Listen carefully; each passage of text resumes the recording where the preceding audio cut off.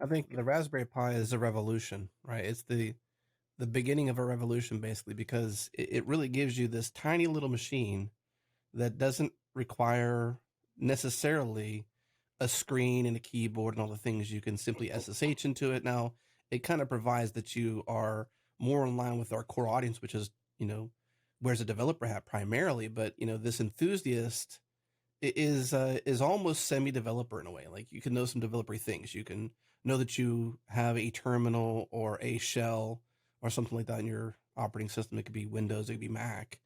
But this idea of like tapping into Linux, there's so much documentation out there for Linux.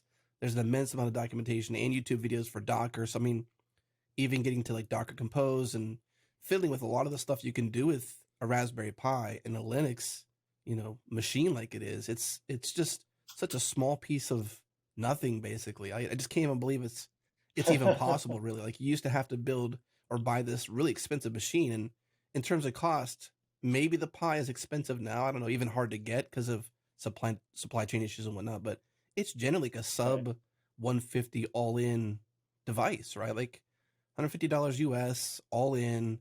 Maybe you get your SD card, you get potentially even an SSD if you really wanted to, which isn't Mhm. required.